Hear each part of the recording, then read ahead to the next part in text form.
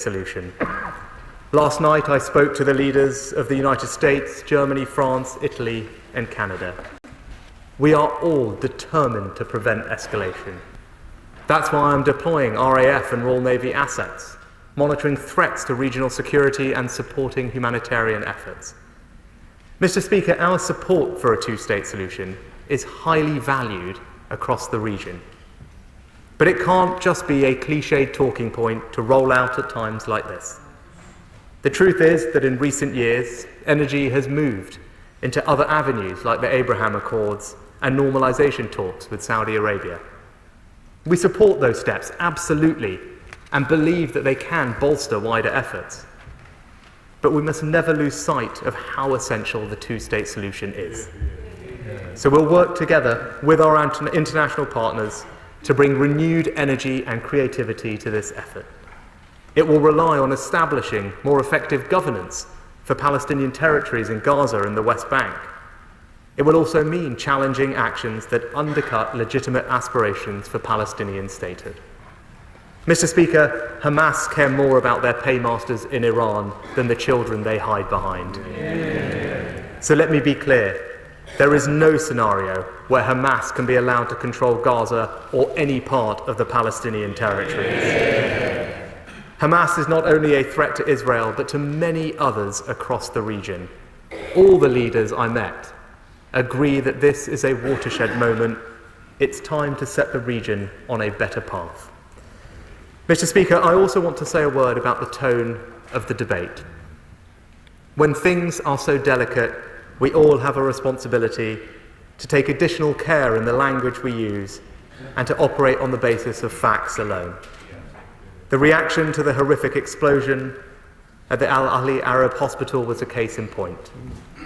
As I indicated last week, we have taken care to look at all the evidence currently available. Mr. Speaker, I can now share our assessment with the House. On the basis of the deep knowledge and analysis of our intelligence and weapons experts, the British government judges that the explosion was likely caused by a missile or part of one that was launched from within Gaza towards Israel. The misreporting of this incident had a negative effect in the region. Mr. Speaker, we have seen hate on our streets again this weekend.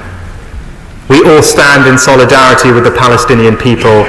That is the message I brought to President Abbas.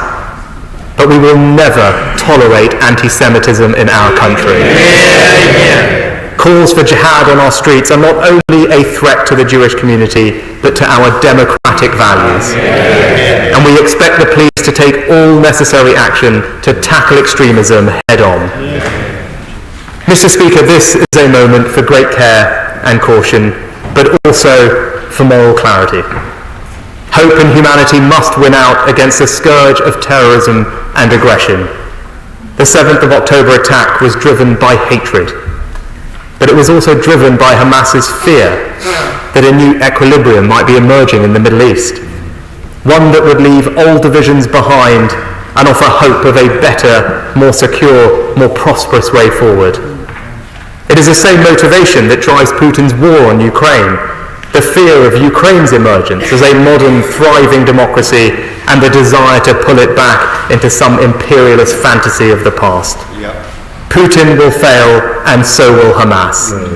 We must keep alive that vision of a better future against those who seek to destroy it. Together with our partners, that is what we will do, and I commend this statement to the House. Leader of the Opposition. Thank you, Mr. Speaker, and I'd like to thank the Prime Minister for an advance copy of his statement. The brutal attack in Israel just over 2 weeks ago was the darkest day in Jewish history since the Holocaust. 2 weeks of grief for the innocent people who lost brothers, sisters, children. 2 weeks of torture for the families whose loved ones were taken hostage by Hamas. There was a small glimmer of light this weekend, the release of 2 American hostages, Natalie and Judith Raanan. I met members of their family last week, and I know that they will be overcome with relief.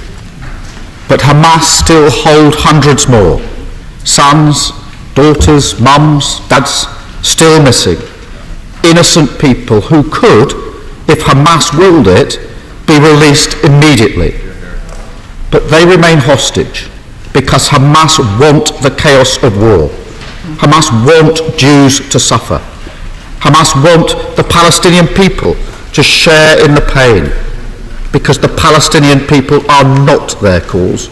Peace is not their aim.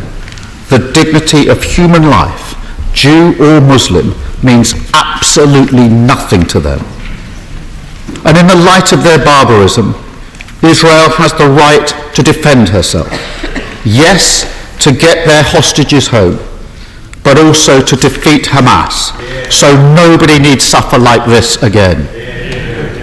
And that we might once more see a road to a lasting peace, a Palestinian state alongside a safe and secure Israel. And Mr. Speaker, this operation can and must be done within international law. We democracies know that all human life is equal. Innocent lives must be protected. These are the principles that differentiate us from the terrorists who target Israel. So there must now be clear humanitarian corridors within Gaza for those escaping violence. Civilians must not be targeted. And where Palestinians are forced to flee, they must not be permanently displaced from their homes. International law is clear. It also means basic services, including water, electricity, and fuel needed for it, cannot be denied.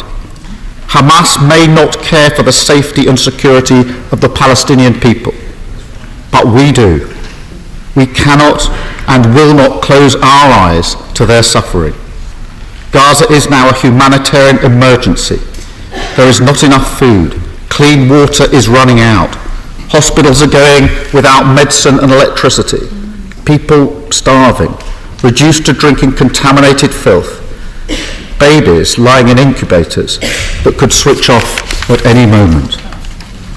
The deal struck by the United States to get a flow of trucks through the Rafah crossing is an important first step.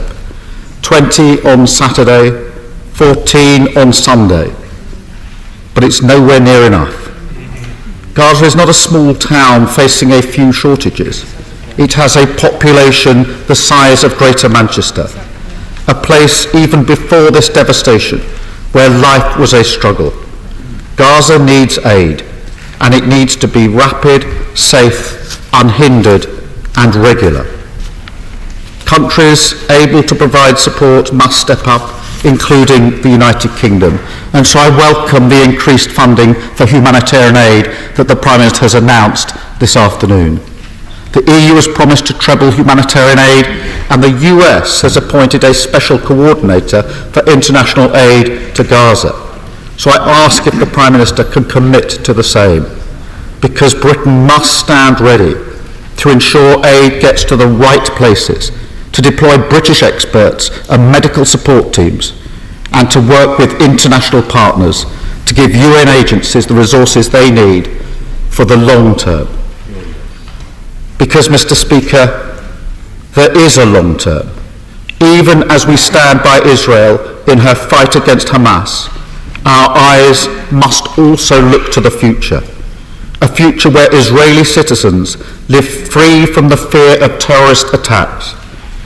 And a future for the Palestinian people, where they and their children enjoy the freedoms and opportunities that we take for granted.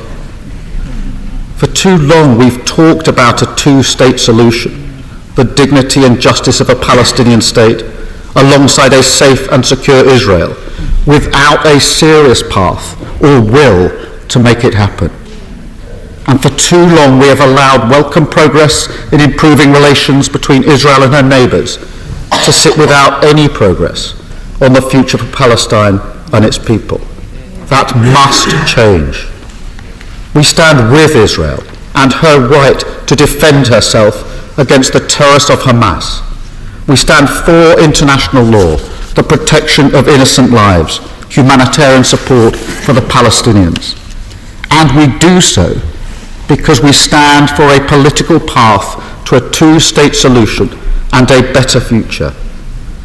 These are dark days, but the light must never go out. We must not let it. Thank you, Mr. Speaker. Prime Minister. Thank you, Mr. Speaker. Can I thank the Leader of the Opposition for his constructive comments and his support.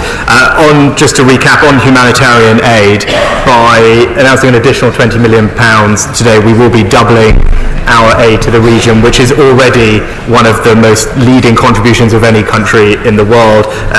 My development minister will remind me, but I think around 10% of the UN mission in the region is funded by UK contributions. Most of our aid is funneled through them. It's also worth bearing in mind that President Sisi specifically commended the efforts of the UK alongside the US in ensuring that the Rafah crossing could be open and functioning, testament to the work of our team and the Development Minister and Foreign Secretary on the ground. I can also say, in response to the Leader of the Opposition's question with regard to the UN, that the Development Minister is in close contact on an almost daily basis with Martin Griffiths, the head of the UN's humanitarian relief efforts, to ensure that the UK can play a leading role in supporting what is happening on the ground. There are considerable logistical challenges in getting the aid to the people who need it, and those are areas where we can make a difference, particularly around El Arish, the logistical hub where supplies are moving to, and I can confirm that the Development Minister will tomorrow lay a written ministerial statement setting out further details of the increase in humanitarian aid that we've announced today. But in closing, Mr. Speaker, I concur with what the Leader of the Opposition said in my remarks earlier. There is absolutely a future available to us, which is a future more prosperous, more stable for people living in this region, where people can live with dignity, with security and with opportunity. That is the future that Hamas is trying to destroy, and we should stand united to stop that from happening. Sir Julian Lewis.